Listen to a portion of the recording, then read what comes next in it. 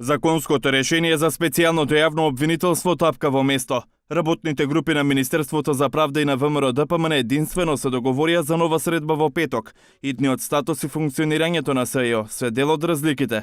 Клучната пречка за решение, вели Десковска, е користењето на бомбите како индици за докази за предметите на СЈО по 30 јуни 2017 година.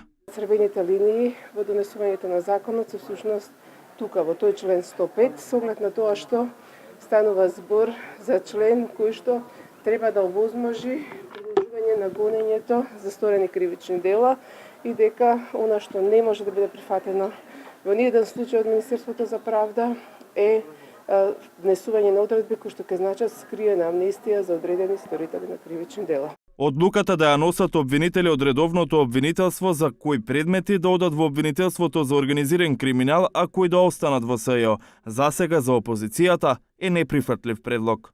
ВМРО ДПМН не отстапува од принципот на владење на правото, демократските принципи и меѓународните ратификувани акти кои ги преточивме во нашите амандмани. Ова значи дека предлогот не е во согласно такви принципи? Ви кажав дека ние не отстапуваме од тоа, па да видиме до петок што ќе каже министерката за правда, Десковска. За целокупниот закон за јавно обвинителство. Македонија еднашка треба да донесе закон за јавно обвинителство кој навистина ќе биде функционален. Специјалната обвинителка Катица Јанева оптимистичко го чека законот, ама во меѓувреме работи на предметите. Мотив вели е тоа што од прислушуваните разговори ќе може да ги црпат доказите. Мислам дека разликите се надминати во однос на предметите кои ќе бидат предмет на работа во специјалното јавно обвинителство или во редовното обвинителство.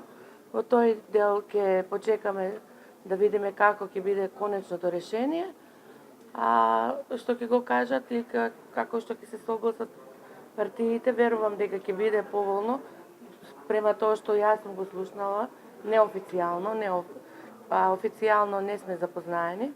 Двотретинско мнозинство е потребно во собранието за да се изгласа предлог законот за јавно обвинителство со кој треба да се реши статусот на СЈО. Законското решение е клучно за добивање на датум за преговори за влез во Европската унија.